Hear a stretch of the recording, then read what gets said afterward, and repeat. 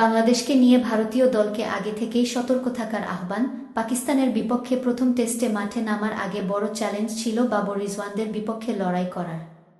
তবে দুর্দান্ত পারফরম্যান্স করে 10 উইকেটের বড় জয় পেয়েছে বাংলাদেশ। পাকিস্তান সিরিজ শেষে আগামী মাসে ভারত সফরে যাবে টাইগাররা।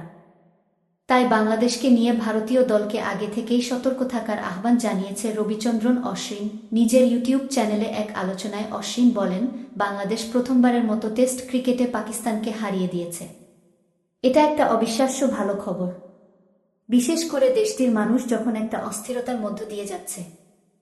কোচ অধিনায়কসবার জন্যই এটা গর্বের। রাওয়ালপিন্ডির উইকেট নিয়ে তিনি বলেন, ম্যাচটা হয়েছে একটা রাস্তার মতো পিচে।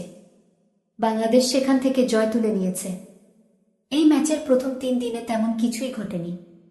তারপর আমি যখন একটা ফ্লাইটে উঠব, তখন পাকিস্তান আমাকে চমকে দিয়েছে। হাইলাইটস দেখে বুঝলাম পাকিস্তান শেষ দিনে পুরোপুরি ধসে গেছে। প্রথম টেস্টের 5ম দিনের শুরুতেও কেউ ভাবতে পারেনি বাংলাদেশ জিতবে। তবে 2 স্পিনার সাকিব আল হাসান এবং মেহেদী হাসান মিরাজ 7 উইকেট তুলে নিয়ে পাকিস্তানকে বিপাকে ফেলেন।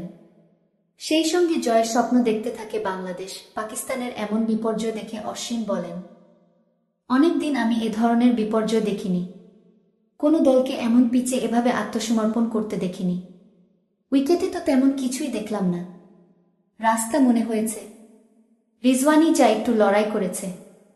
আমি আসলে বুঝতেই পারিনি কি খেলছে পাকিস্তান। এই স্পিনার বলেন, বাংলাদেশকে জয়ের জন্য কৃতিত্ব দিতেই হবে। ওরা সর্বশেষ যখন ভারত সফরে এসেছে তখনও আমি বলেছিলাম ওরা ভালো খেলেছে। ওরা টেস্ট খেলার একটা ফর্মুলা খুঁজে পেয়েছে। তাদের ভালো কয়েকজন পেসার আছে। আবার লিটন দাস, সাকিব আল হাসান, মুশফিকুর রহিমের মতো অভিজ্ঞরাও আছে। কিছু তরুণ আছে যেমন জাকির হাসান, সাদমান ইসলাম, এরাও ভালো। মিরাজের অভিজ্ঞতাও খুব কাজের। তার মতে উপমহাদেশের কন্ডিশনে বাংলাদেশ উড়িয়ে দেওয়ার মতো দল নয়।